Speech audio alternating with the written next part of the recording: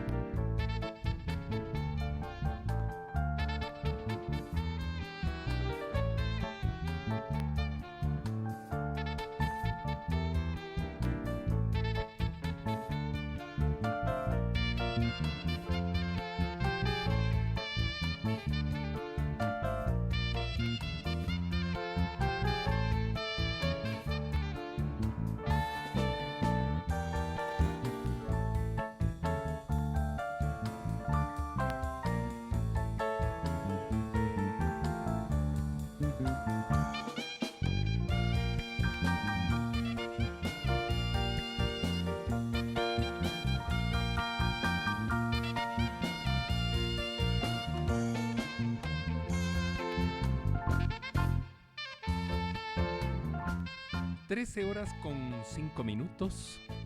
Es viernes 5 de junio del 2026. Mi saludo cordial y afectuoso a la audiencia que está en sintonía de MQ Radio 102.9 FM y 720 en amplitud modulada. La temperatura en la capital de la República supera los 14 grados centígrados. Tenemos un cielo parcialmente nublado, o podríamos interpretar también como parcialmente despejado. Le habla Juan Carlos Boada Andazuri. Me siento privilegiado en poder llegar a usted a través de estas ondas hercianas de radio. Las radios ciudadanas, las radios municipales, las radios públicas o metropolitanas de Quito. En control técnico tengo el apoyo del señor Eduardo Parra.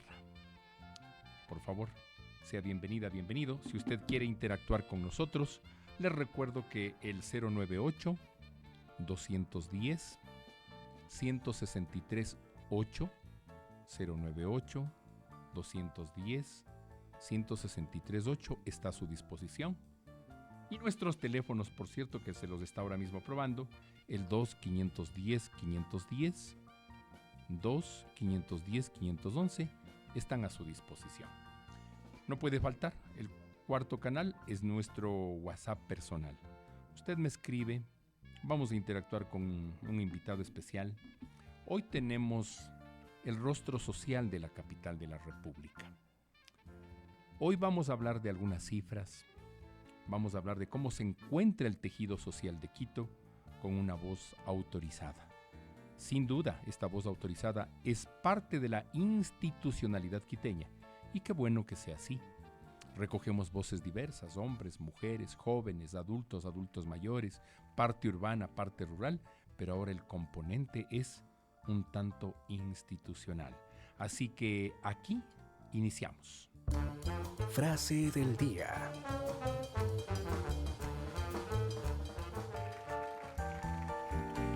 La frase de la jornada, como para hacernos pensar, estimada amiga y estimado amigo oyente, mucho tiene que ver con la vida, mucho tiene que ver con los viajes. No tengas miedo de gastar en un viaje. Ten miedo de envejecer y darte cuenta de que el único viaje que hiciste fue ir al trabajo. Actividades culturales en el Distrito Metropolitano de Quito.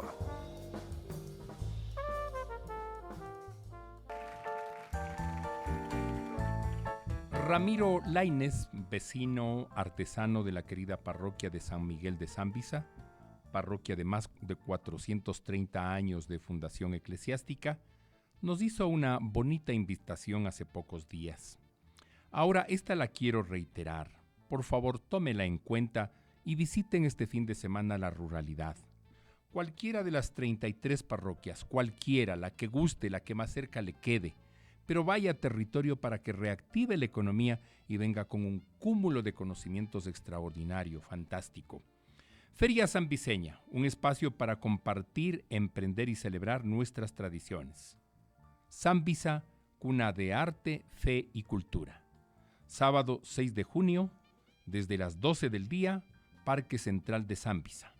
Arte y cultura, música en vivo, gastronomía tradicional, emprendimientos locales. Ven con tu familia y amigos, nos dice Ramiro Lainez. ¿Cuándo? Mañana. Estamos a pocas horas. Usted es la persona que decide, yo no.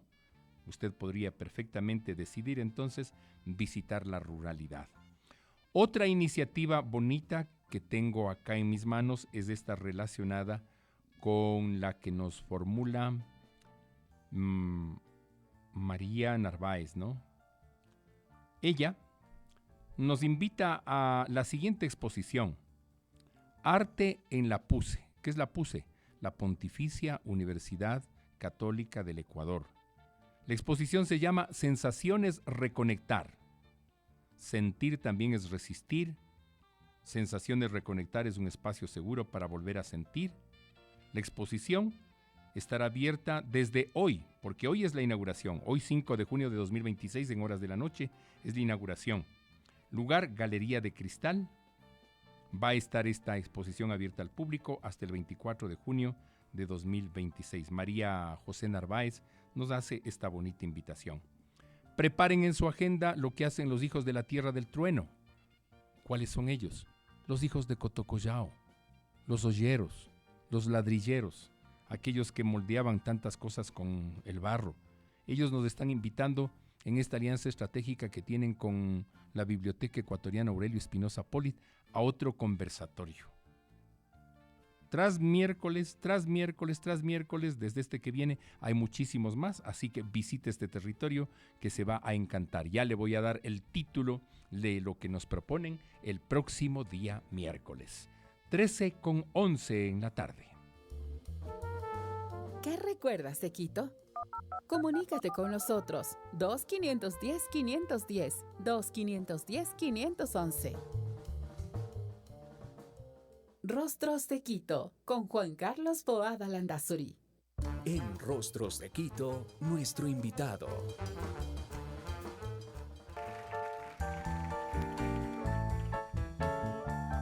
El magíster Patricio Benalcázar nos acompaña en esta jornada. Él es el director de Servicios de Protección y Medios de Vida del Patronato Municipal San José, una dependencia aparte del municipio de Quito. Lo he invitado a este programa para que con él hagamos una radiografía social del Quito de hace pocos años y el Quito presente. Yo siento, estimado Patricio, bienvenido al programa Rostros de Quito, que en la ciudad y en el país hay síntomas evidentes de mayor pobreza, hay síntomas evidentes de exclusión, hay síntomas de descomposición social también, de violencia, a los cuales la municipalidad les ha frenteado. Pero entiendo desde una realidad, desde datos concretos. Antes de que ingrese el alcalde de Quito, Pavel Muñoz, a la alcaldía, se tiene datos de cómo estaba la ciudad en materia de desempleo, en materia de, por ejemplo, educación y cultura, salud, violencia, discriminación y condiciones de vida sobre todo. Por supuesto, Juan Carlos, primero, qué gusto volver a conversar con usted, siempre es pedagógico escucharle en su locución. Mire, Juan Carlos, el 14 de mayo del 2023, el alcalde Pavel Muñoz asume el mando de la ciudad. ¿Con qué ciudad se encontró? Antes de hablar de lo social, solo quisiera recordar con qué ciudad se encontró el alcalde de Quito el día 14 de mayo del 2023 que llegó a sentarse en sus oficinas en el centro de Quito. Primero, una ciudad que venía de una inestabilidad política enorme. Recuerde usted las disputas que había entre exalcalde, el alcalde que llegó, el que le dijo que entró por la ventana, todo un lío que se presentó de inestabilidad política. Una administración municipal desgastada, por lo tanto, ¿no es cierto? Y con graves problemas estructurales en el sistema institucional. ¿Sí? Porque el desgaste político, las disputas políticas internas en el Consejo Metropolitano antes del 14 de mayo de 2023 eran enormes y generaban también inestabilidad institucional respecto a las secretarías o las entidades de la corporación municipal, porque nadie sabe qué hacer, cómo hacer en este tipo de oscuridades. Y nos encontramos con una ciudad, por supuesto, con inseguridad, con crisis de inseguridad, crisis que la venimos arrastrando hasta hoy por la lamentable ausencia de un Estado que dé cuentas de políticas de seguridad integrales, ¿no es cierto? Sobre este tema hay mucho que hablar, no creo que es el momento, pero ahí hay un problema. ¿Recuerda usted, Juan Carlos, la malla vial que tenía Quito al 23? Era un desastre. Hoy tenemos el metro más limpio y hermoso del mundo. Hoy tenemos un sistema vial con los trolebuses que nos llegaron, ¿no es cierto? Y por lo cual están cuestionando porque estamos haciéndolo bien, que sirve a la gente que damos también protección social. ¿Cuánto le sirve el metro desde Labrador hasta irse a Quitumbe o de Quitumbe llegar a San Francisco, quedarse en el Ejido, a la gente más necesitada, a la gente que trabaja, a la gente que está todos los días haciendo actividades laborales, educativas, sociales, de salud, de requerimientos? La gente pobre, la gente más necesitada, la gente que requiere protección social. Esos servicios tienen que ver con protección social y lo tenemos hoy. Digo esto, hago esta analogía porque ese era el Quito que recibió el alcalde Muñoz y que, dando estos pequeños ejemplos en materia que no me corresponde, muestran algo y algo grave. Y recuerda usted que había un nivel altísimo de barrios sin regularizar.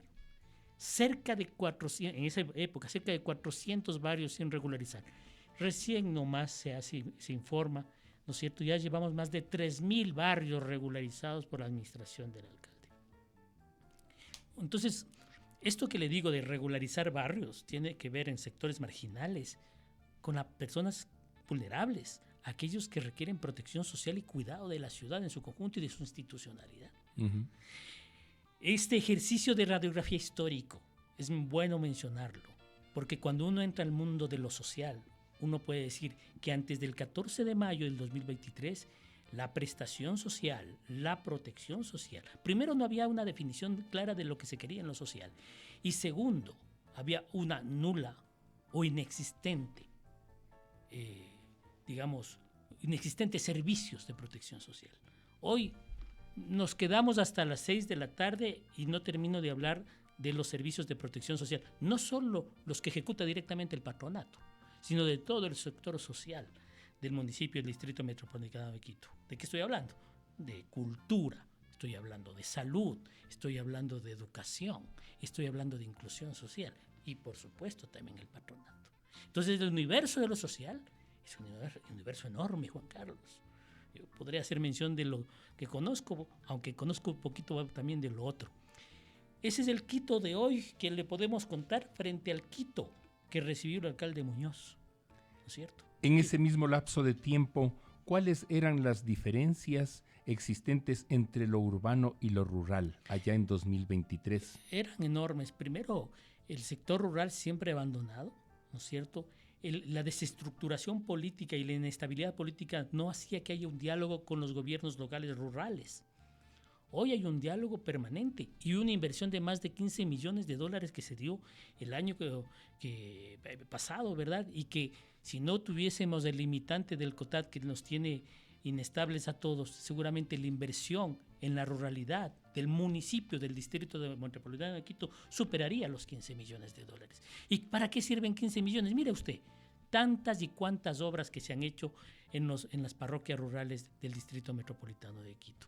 Y eso, ¿a quién se atiende? A la ruralidad, donde también hay vulnerabilidades, donde también hay gente que requiere protección social, cuidado o prevención de violencia y discriminación. Vea usted que es importante hacer estas reflexiones históricas que usted nos invita para decirles, esta es la fotografía del antes, esta es la fotografía del hoy y la fotografía que quisiéramos mantenerla por mucho más tiempo y mejorarla aún, porque hay una línea de administración pensando en lo social profundamente. Percibo que lo que se procura a nivel país es un debilitamiento del Estado. Contrario a esto, el alcalde de Quito ha procurado en el ámbito social un fortalecimiento institucional y territorial. Así es.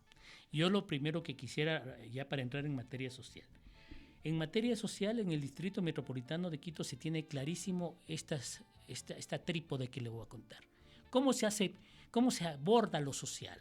Desde 3 ámbitos, Juan Carlos. Desde la protección social, desde los servicios de cuidados y desde la prevención de las violencias y la discriminación o discriminaciones. Esos 3 ejes que acabo de mencionar conceptualmente guían el trabajo social, ¿no es cierto? La protección social muy vinculada sí a los grupos de atención prioritaria, pero sobre todo pensando en rutas de protección, en intervención de juntas, de las defensorías, de activar mecanismos de protección. En el cuidado es toda nuestra acogida a los más chiquitos, a la primera infancia, a los niños que eventualmente puedan sufrir la mendicidad o el trabajo infantil, a nuestros adultos mayores, a las personas con discapacidad, a las víctimas sobrevivientes de violencia, a las que pueden ser víctimas de trata, a los estudiantes de colegios municipales. ¿Qué se les da? Educación y cuidado. Vea usted entonces ese enfoque del cuidado y el enfoque de protección. Y el enfoque de la prevención de las violencias y de las discriminaciones. Nuevamente, ¿cómo actuar preventivamente? Para eso están nuestros centros de atención integral, el Tres Manuelas, por ejemplo, los centros de equidad y justicia, los CEJ, también cumplen un rol de prevención de las violencias y la discriminación, y nuestros centros de acogida o casas de acogida, ¿no es cierto?, a víctimas sobrevivientes de violencia o discriminación. Entonces, esas trípodes las tenemos clarísimas en la administración del alcalde Muñoz y las hemos enrumbado con política pública. Nosotros tenemos la política, el único distrito, el único municipio que tiene la política de cuidado, del político de prevención de violencia de género. Vea usted, es decir, hemos avanzado notoriamente, ¿no es cierto?, en esta materia. Cuando yo visito la ruralidad, me encuentro que varias parroquias tienen a población que está envejeciendo y que está disminuyendo en número. Creo que la tasa de defunción es muchísimo más alta que la tasa de nacimientos en estos territorios. Y a veces los abuelitos y abuelitas que se acercan a mí o cuando yo me acerco a ellos sienten la ausencia de ese bono que antaño había y que empezó a distorsionarse en la entrega y distribución de recursos públicos.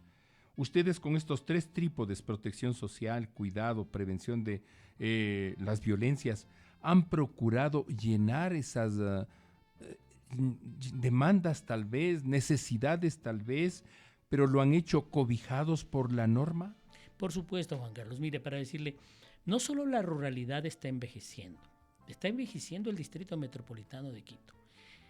Va a salir un estudio, una investigación que está haciendo la Agencia de Naciones Unidas para la Población, donde van a dar cuenta de cómo se ha ido envejeciendo la ciudad. Un dato que yo revisaba del documento borrador que va a hacer esta Agencia de Naciones Unidas, hacía mención que en el año 2005, la población llegaba más o menos a los 23 años de edad como promedio.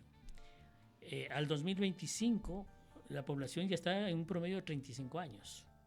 ¿Ya? Y sigue subiendo. Y para el año 2050 va a estar mucho más arriba aún, ¿no es cierto? Más de los 40 años. Entonces, se va envejeciendo la ciudad y las demandas y necesidades de la población son diferentes y hay que atenderlas. Si usted, que es muy detallista, sale a la ciudad, cuando usted mira habitantes de calle, va a ver cada vez personas de más edad en calle. Cierto. ¿Verdad? Usted va a encontrarse con más adultos mayores pululando por la calle, caminando por ahí solos, muchas veces abandonados. Si usted nos acompaña un día, le invito a los comedores nuestros, ahí tenemos muchos adultos mayores, la mayoría abandonados o solos, ¿no es cierto? Dan cuenta de que la ciudad está entrando en una fase, ¿no es cierto?, de abandono a la población adulta mayor. Y esto, mire, la reflexión a dónde quiero llevar es que nuestros servicios de protección, nosotros tenemos servicios especializados para adultos mayores, para una vejez activa, como el tema del Centi Piquito, ¿no es cierto?, que es una manera de enfrentar esto, porque una de las cosas graves que viven nuestros adultos mayores, Es la económica que usted ha mencionado, el bono, por supuesto, pero otra es la soledad, Juan Carlos. Es la soledad. Hijos que abandonan a sus hijos que padres. abandonan o que ya no los visitan o que los dejan ahí, ¿no es cierto? Porque cada quien empieza a tener su propio proyecto de vida y eso ocurre. Y lo que le digo son testimonios que hemos recibido nosotros en nuestros centros de atención. Ese tipiquito hace que se vuelvan a encontrar personas de la misma generación o generaciones cercanas y tengan un espacio de diálogo, de amistad, de construcción de redes sociales. Lo emocional empieza a reconstruirse.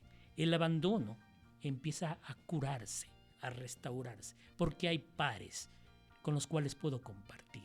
Muchos van al 60 y piquito porque quieren estar en grupos, quieren tocar la guitarra juntos, hacer el baile juntos, hacer la pintura juntos, comer juntos, porque es el espacio que les revitaliza. Solo le hablo del 60 y piquito, y yo tengo otros para hablarle.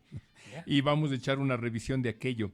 En varias frecuencias quiteñas y en varias ruedas de prensa dadas por el alcalde de la ciudad, él se ha referido muchísimo a que la ciudad o en la ciudad tenemos altos índices de desempleo, que en Quito es muy complejo encontrar trabajo cuando ya las personas tienen 35, 40, 45, 50 años.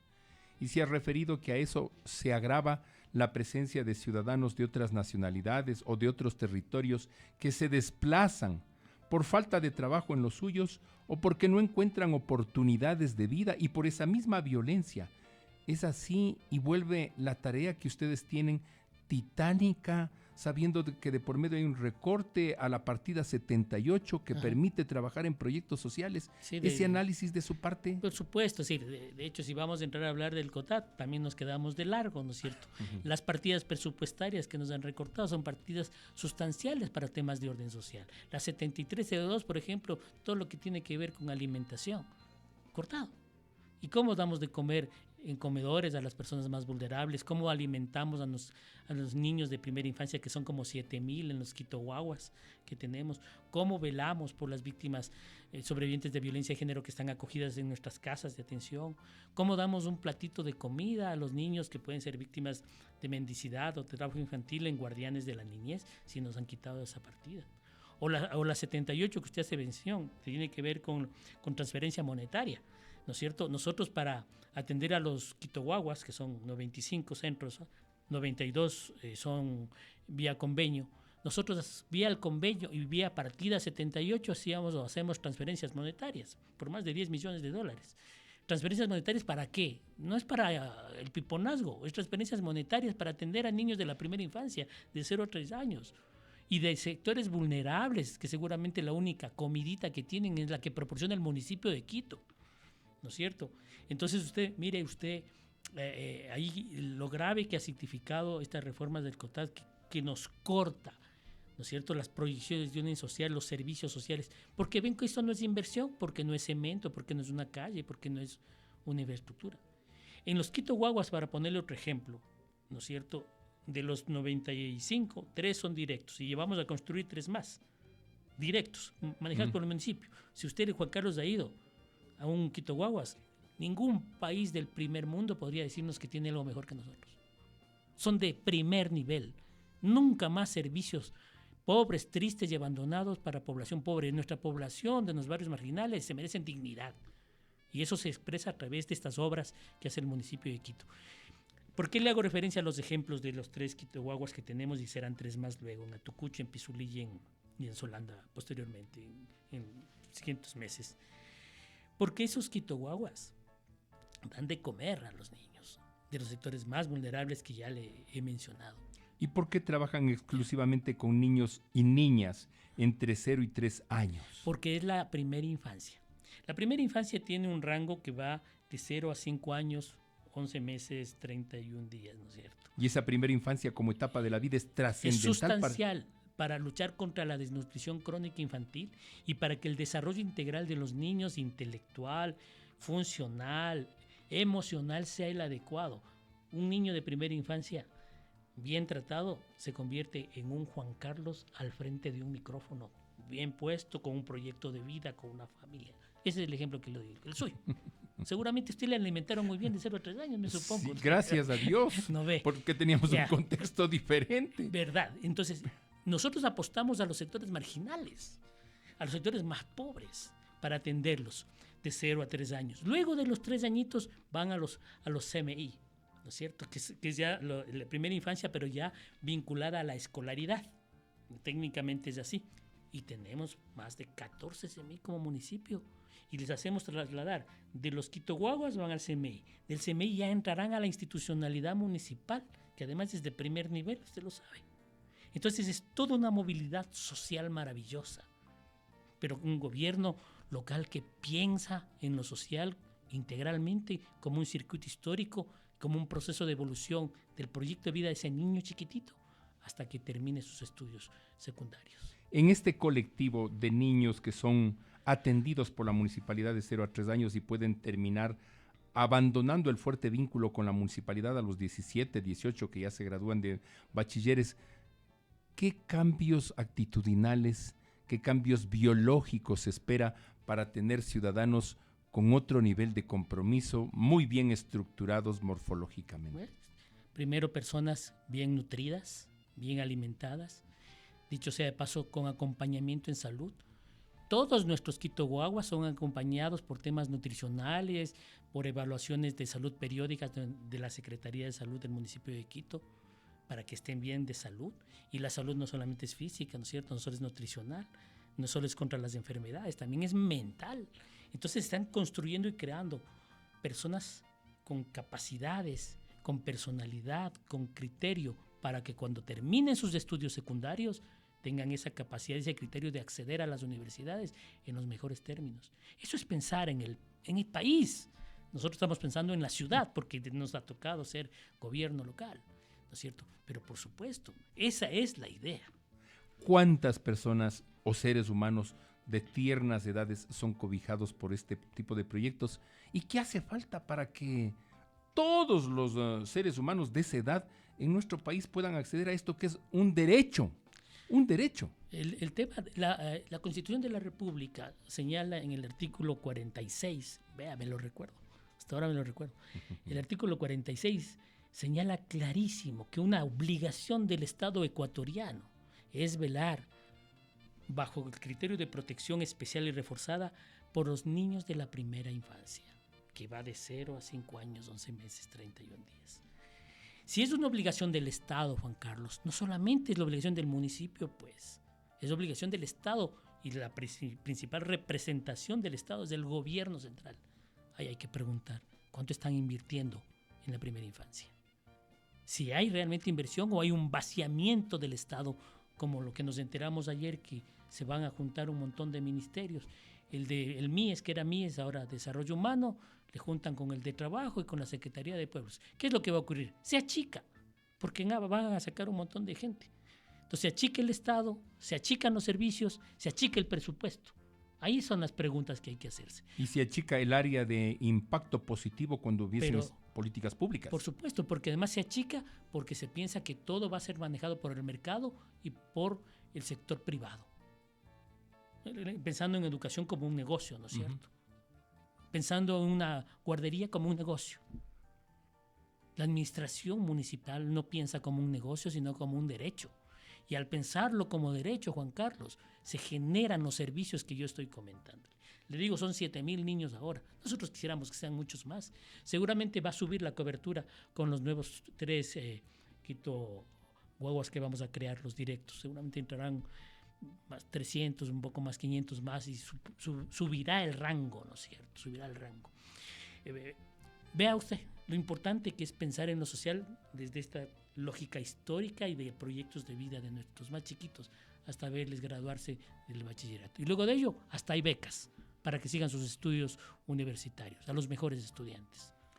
Estas razones y motivos que nos da Patricio Benalcázar hace que los servicios que brinda el municipio de Quito, yo digo de manera titánica, porque hay esfuerzos enormes, hace que estos mismos servicios sean altamente demandados.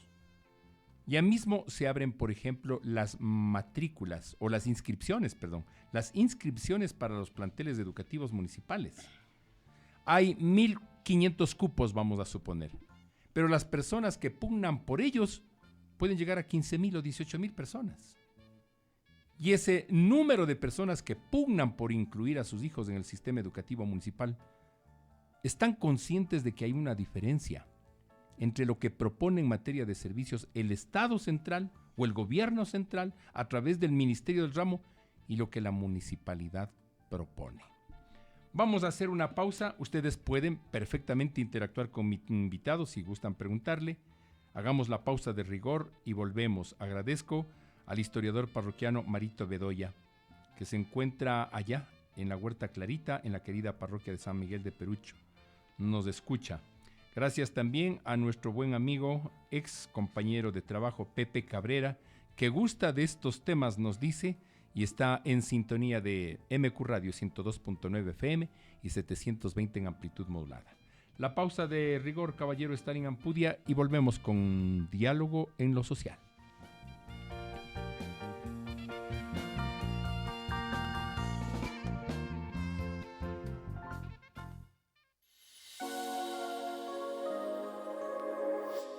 MQ Radio presenta Un día como hoy.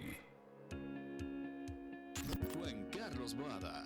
Me complace compartir las efemérides de hoy. Un 5 de junio de 1845 en la ciudad de Cuenca estalló una revolución contra el gobierno del general Juan José Flores. 5 de junio de 1848 nace en Yaruquíes Fernando Daquilema Guamán, último rey de los Xiris de la dinastía Duchicela. 5 de junio de 1833 nace en Quito Julio Saldumbide Gangotena, poeta y profesor de filosofía en la Universidad Central del Ecuador, autor de Alma en los labios. 5 de junio de 1864, en Manabí, estalló una revolución contra el gobierno de Gabriel García Moreno. Se produjo el combate El Colorado, en donde un joven, Eloy Alfaro, tomó como prisionero al coronel Francisco Salazar, gobernador de la provincia. Un 5 de junio de 1882, se organizó un gobierno provisional en Tianguapi, presidido por Eloy Alfaro, quien asume el mandato supremo del Ecuador. 5 de junio de 1895, combate de Paluguillo. 5 de junio de 1895, en este día en la ciudad de Guayaquil, inició la Revolución Liberal por medio de un pronunciamiento militar a favor del general Eloy Alfaro, proclamándolo jefe supremo del Ecuador. 5 de junio de 1897, fundación de los Colegios Nacionales Mejía y Juan Montalvo. 5 de junio de 1912, nace en Ambato Ernesto Albán Mosquera, conocido personaje de Don Evaristo en las estampas quiteñas. 5 de junio de 1920 se inauguró el Puente 5 de Junio, ubicado en el sector del Tejar, construido en arcos de piedra. 5 de junio de 1960 arrancó el proceso constructivo del Hotel Quito. 5 de junio, Día Mundial del Medio Ambiente. 5 de junio, Día Internacional de la Lucha contra la Pesca Ilegal, no declarada y no reglamentada. Esta la efemérides de la jornada. Esto fue Un día como hoy. Son las 13 horas, con 38 minutos. Inicio del espacio publicitario.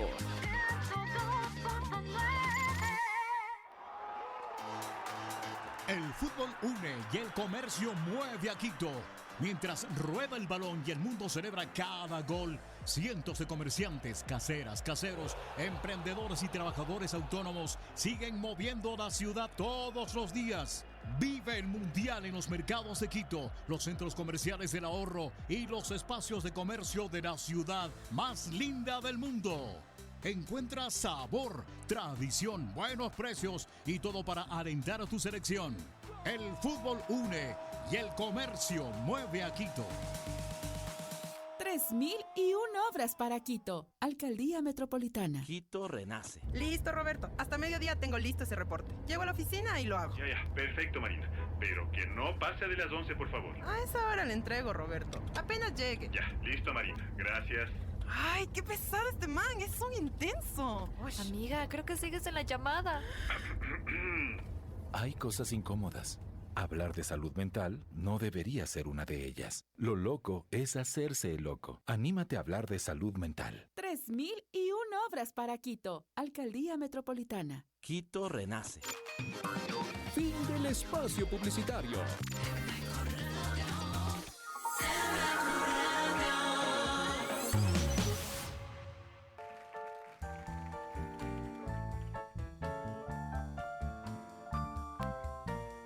(13:39).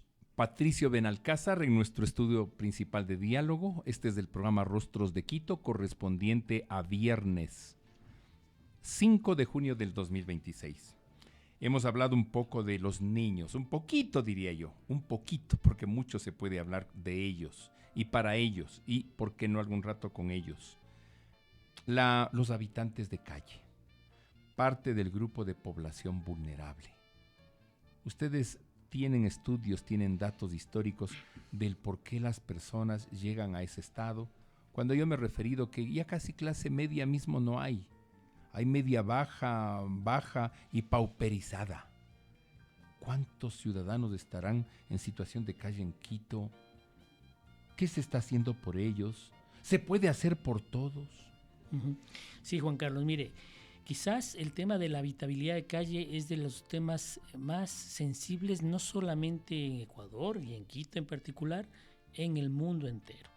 Si usted va a visitar Bogotá, va a encontrar habitabilidad de calle. Si usted se va a Sao Paulo, si usted va a París, si usted va a Frankfurt, si usted va a Nueva York, en todas las latitudes existe habitabilidad de calle.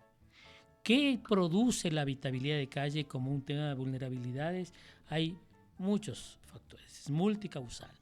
Entre ellos, sin duda, la pobreza, la exclusión, la discriminación, ¿no es cierto?, social, familiar, hay divorcios familiares, así se denomina técnicamente, el consumo de drogas y de alcohol, el consumo problemático de drogas y alcohol es una causa, ¿no es cierto? Y las crisis de salud mental, los problemas psiquiátricos de salud mental graves, hacen que una persona vaya a habitar la calle.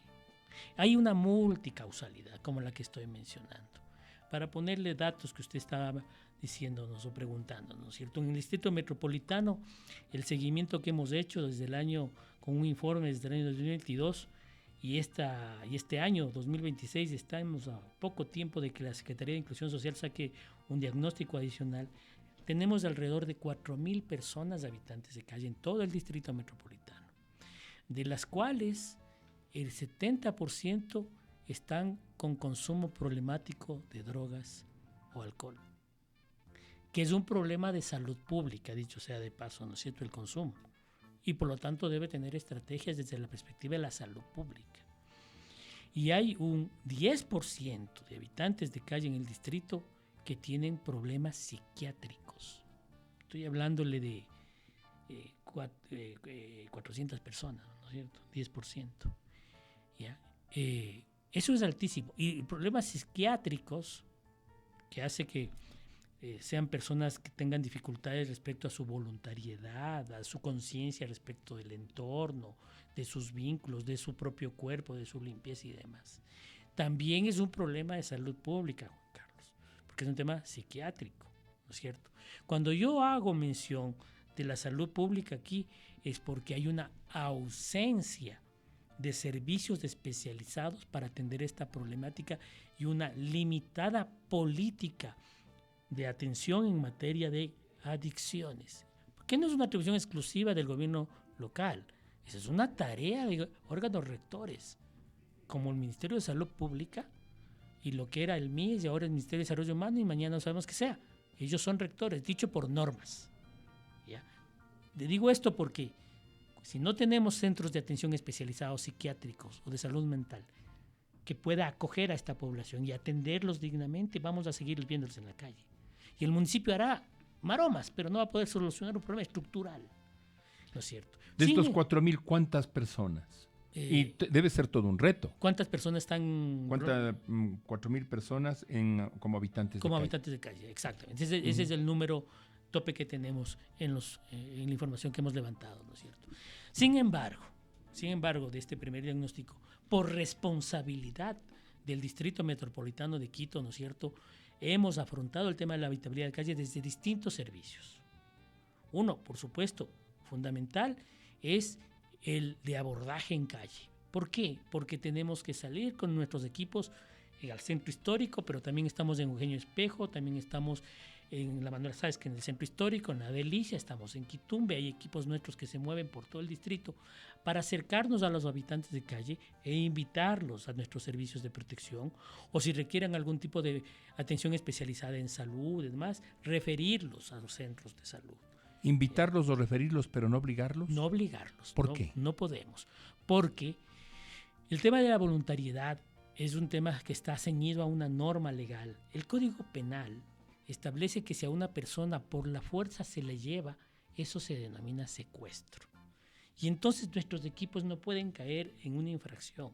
Por eso nuestro abordaje de protección es ir al espacio donde se encuentran, decirles cómo se maneja, cómo deberían estar en mejores condiciones, ¿no es cierto? Les brindamos, vean, vamos a nuestros centros, ahí se toman un baño, les brindamos comida, hacemos talleres con ustedes, les damos una ropita para que se vistan en mejores condiciones. Vengan, les invitamos. Hay un buen número que asiste a nuestra invitación de llevarlos, pero forzarlos no podemos, porque eso está contra la ley, es una infracción penal. ¿Y estas personas, habitantes de calle, tienen familias, tienen familiares? Ahí hay dos conceptos. El primer concepto, los habitantes de calle tienen divorcios familiares radicales. Ellos ya no tienen referencias familiares, han sido separados, son divorciados de sus familias si es que las tuvieron. Muchos ni siquiera saben si existen o no familias. Pero las personas en situación de calle, no habitantes de calle, en situación, comerciantes informales, migrantes que llegan, gente que salió a calle porque iba a consumir pero tiene familia, tiene casa y demás, son en situación de calle. Utilizan la calle con otra finalidad o por otras condiciones. Un migrante, por ejemplo, que viene de otro país, de Venezuela, de Colombia, o nuestros desplazados internos, llegan, tienen familia, pero su situación es situación de calle. El habitante es el que pernocta, que su lugar de vida es la plaza, el puente, el parque, el bosque, ¿ya? Esa es su casa. Su techo es del cielo y su cama es del suelo, más o menos. Los otros en situación están en calle con necesidades parecidas, ¿no es cierto? Esto es bueno diferenciar, ¿no es cierto? Los 4.000 son habitantes y en situación de calle. Ahí se mueve ese número, ¿no es cierto? Lo más grave siempre es la habitabilidad, ¿ya? Donde la mayoría son problemas psiquiátricos y de consumo ya problemático que están dedicados a eso. Así están los habitantes. ¿Qué otros servicios damos, además de abordajes? Nosotros tenemos el hogar comunidad de calle. Ahí se da pernocta, máximo a 100 personas, no tenemos más condiciones. ¿Y por qué no más? Porque no nos da el espacio físico más, es donde tenemos el hogar comunidad de calle, ¿ya? Porque y dicho sea de paso, quisiéramos tener otro espacio. La infraestructura la podemos construir, pero hay que atender esto con personal, pues con especialistas. Y como nos quitaron las partidas y nos consideran que esto es gasto corriente, ya no podemos contratar personal técnico. Pero da la impresión entonces con estas reformas al COTAD que lo que se está haciendo es considerar a los adultos mayores, que es la población que creo que estará en mayor número formando parte de personas en situación de calle, son el desecho. No hay que preocuparse, no hay que invertir por ellos, cuando debería ser lo contrario. La ciudad que tenemos le debemos a ellos. Así es, completamente de acuerdo. Las concepciones que se tienen sobre determinada concepción política sobre la gente vulnerable es, como usted ha dicho, de desecho. Sobre ellos lo que cabe es la limpieza social, no la protección social. Poner bajo, esconderlos, trasladarlos a otros sitios, que nadie más los vea. Pero ellos van a seguir existiendo. ¿Cuál es la política nuestra de protección social? La movilidad social, pues. Tenemos que atenderlos.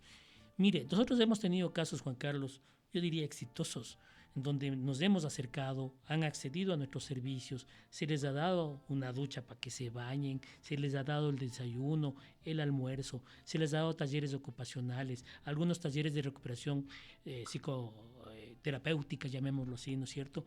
Y hemos hecho de ellos movilidad social. Recién nomás en el hogar de vida sacamos a un chico que era consumidor de drogas graves y ahora él está estudiando ya sus estudios universitarios, tiene su pequeño emprendimiento de venta de cosillas. Es posible movilizarse. Claro. ¿Hubo un cambio en el proyecto de vida y en el paradigma de vida? Por supuesto, esa es la idea. Esa es la idea nuestra. Y por eso hemos apostado en esta administración municipal y en el patronato a incorporar una estrategia que la denominamos de medios de vida. Hacemos bien al acoger, Juan Carlos, al asistir a las personas, a darle una comidita, una ducha, un baño, a capacitarlo, pero tenemos que vincularlo al mundo social, familiar y laboral nuevamente. Ahí hemos completado. Medios de vida hace eso.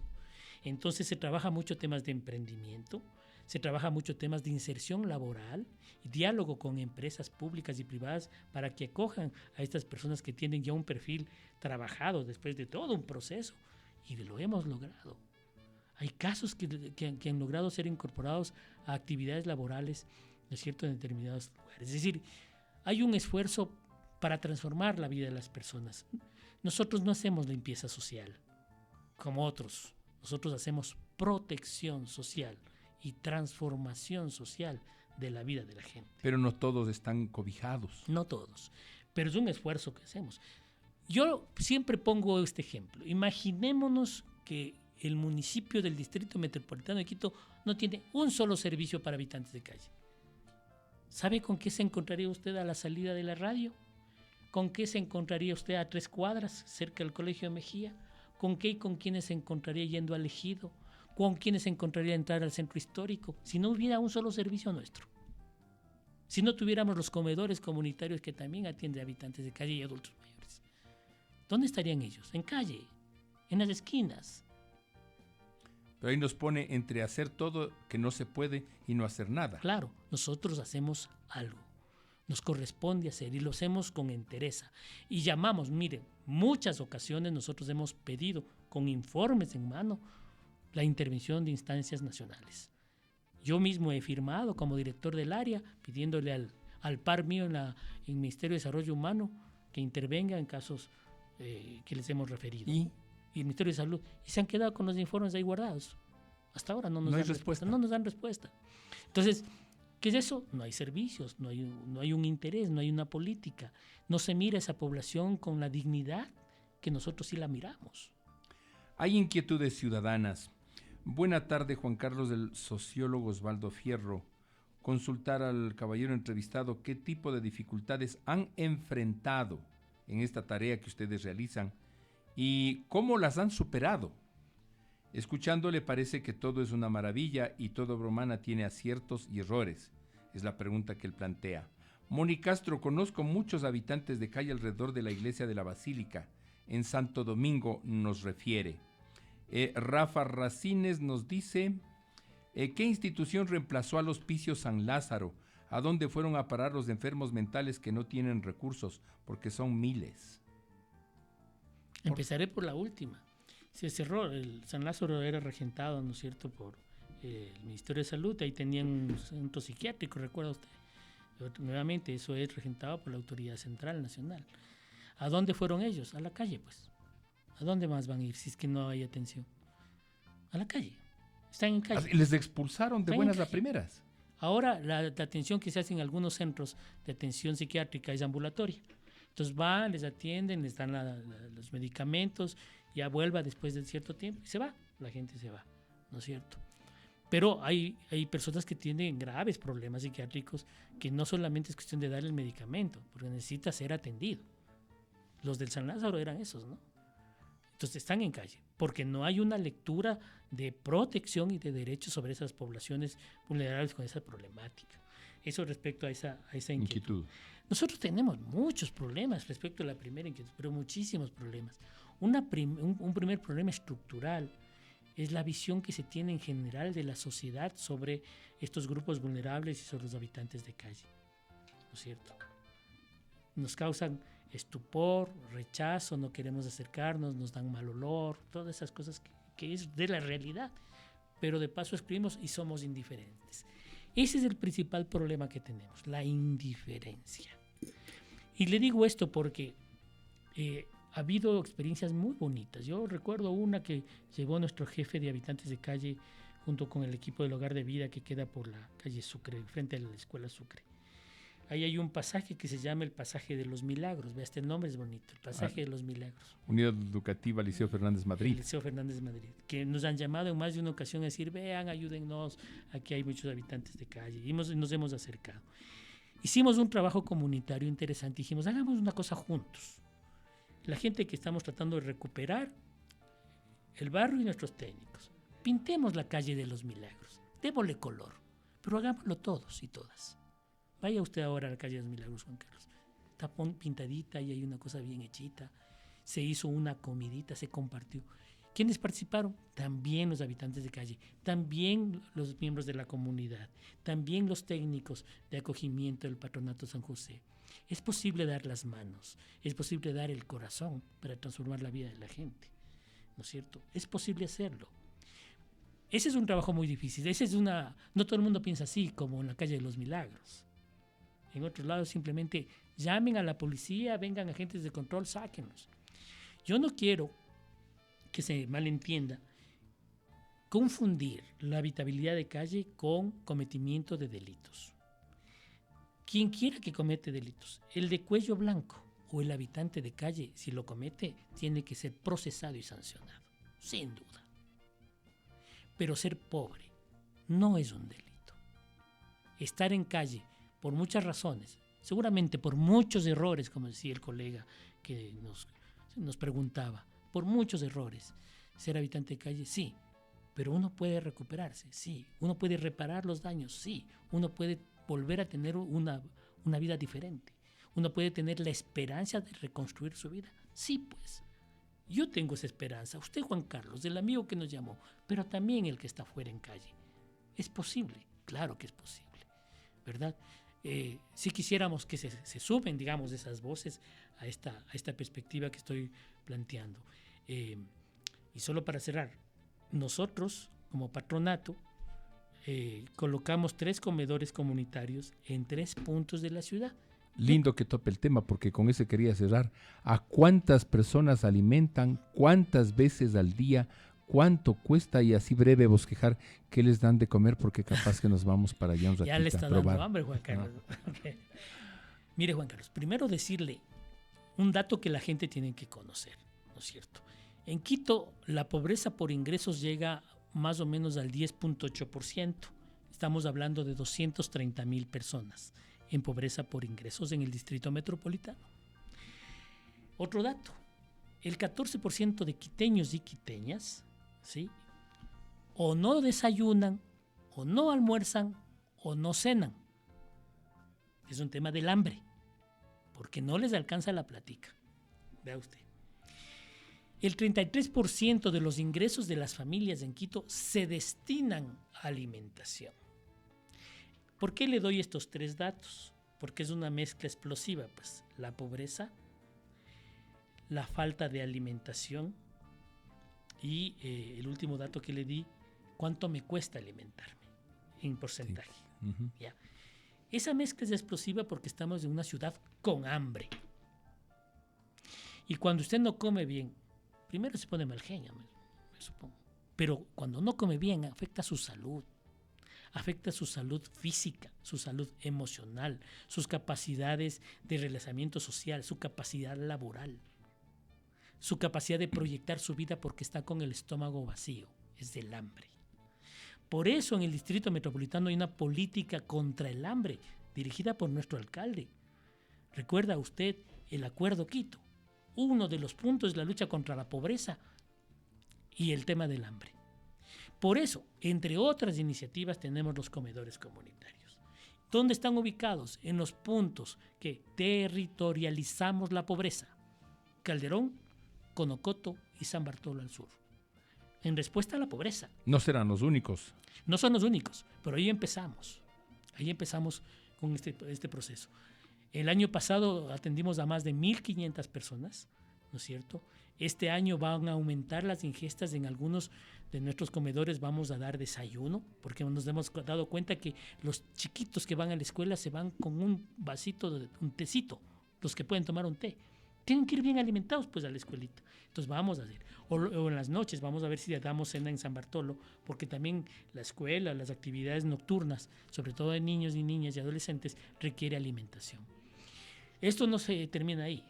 Todo el trabajo que se hace con la canasta Esperanza, que es recuperación de lo que sale de los mercados, del mercado mayorista. Hay de alimentos que se desperdiciarían, son cerca de 500 toneladas que pueden ser usadas para hacer canastas, para entregar. Nosotros estamos haciendo la canasta Esperanza. Ahí trabaja la Secretaría de Educación fuertemente, la Secretaría de Inclusión Social, Salud. Es decir, hay una estrategia enorme para enfrentar el hambre. Y todos nuestros centros, para terminar, Juan Carlos, todos nuestros centros de acogimiento dan de comer. Por eso sean cerca de 12.300 personas que no tienen cómo, que son alimentadas por el municipio de Quito. Nos gastamos cerca de $8 millones en inversión para dar de comer y luchar contra el hambre en el distrito metropolitano. Son más de 5.600.000 ingestas que damos a toda esta población vulnerable que lo necesita. ¿Cuánto bien haría que sector público y privado nos unamos por una causa común, que es la lucha contra el hambre?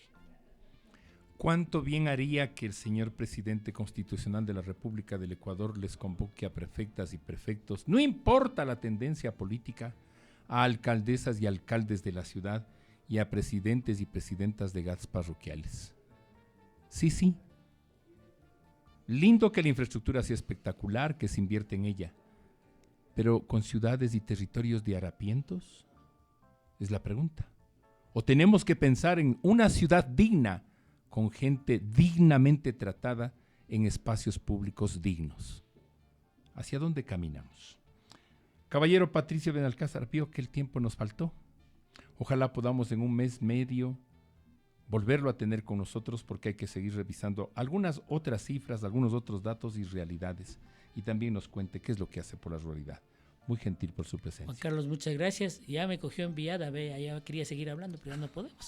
Gracias por invitarnos. Hagamos vaca, 1 hora más. Las 14 en punto. Gracias por la atención dispensada. Buena jornada, buen fin de semana.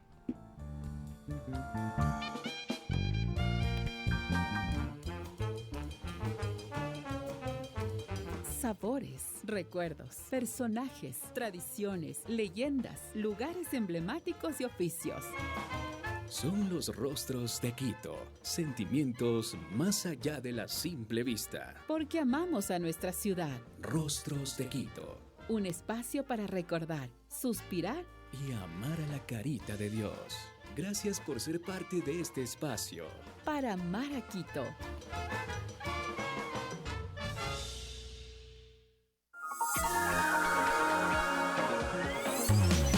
Son las 14 horas. Con 2 minutos. Noticias. A esta hora, Noticias Express. 14 horas con 2 minutos. El municipio de Quito retirará árboles que presentan riesgo de caída en la avenida Simón Bolívar este sábado 6 y domingo 7 de junio. Los árboles que serán retirados se encuentran en el parter central, ubicado entre la gasolinera Más Gas y la autopista General Rumiñahui, en un tramo aproximado de 500 metros. Las labores se ejecutarán entre las 7 y las 13 horas durante ambos días, cumpliendo los parámetros técnicos, ambientales y de seguridad establecidos, señaló la alcaldía capitalina. Y los jóvenes serán los protagonistas de la nueva fase de la campaña cívica de Vuelta al Centro, una iniciativa impulsada por la Alianza para el Emprendimiento y la Innovación, que con el respaldo del municipio de Quito ha trabajado durante 5 años en la